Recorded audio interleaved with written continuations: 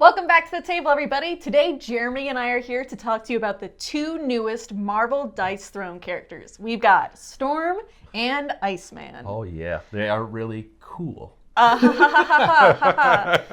are very cool, though. We've got a chance I know, they are really cool. to play both of them a few times, and we are very excited to talk to you about how they work and break down exactly what they're doing in the game. So I'm just going to start us off right away because I can't stand to wait to talk about Storm. Right. She is super cool, no pun intended. No. What she's doing, though, is she's controlling the weather, right? So she's controlling the storm. And she has these lightning abilities that she's going to be able to put on her different abilities to charge up attacks.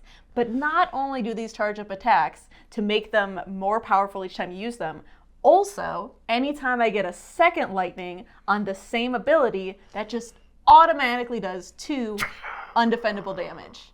So you can have turns where you're getting like 3 lightning. I'm doing 2 damage, 2 damage, 2 damage, and just hitting you time after time.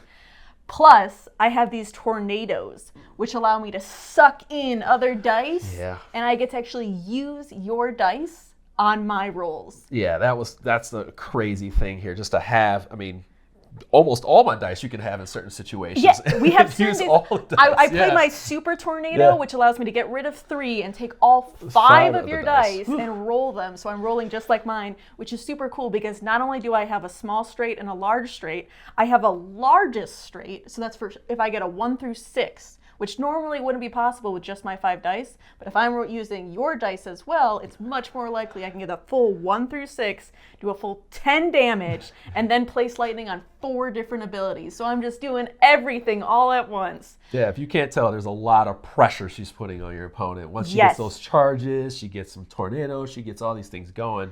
Get pretty tough real quick. Do a lot of damage, but I also have a little bit of defense. I have a wind shear that I can get as well. And she's going to take 2 of the damage coming at me with the wind and redirect it back to you as, again, 2 undefendable damage.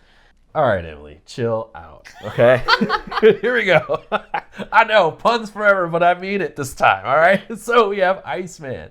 And Iceman is going to be using things like dice cubes. So this is going to be where you get this token, and it's going to lock in your lowest dice, your opponent's lowest dice on their first roll. So that can be done up to twice. So you're going to have these dice that are locked in. Maybe you stop something big from happening, stop those ultimates from coming in. And then you have these ice shards. Now, the ice shards can help with status effects, but they also can help with damage based off your cards.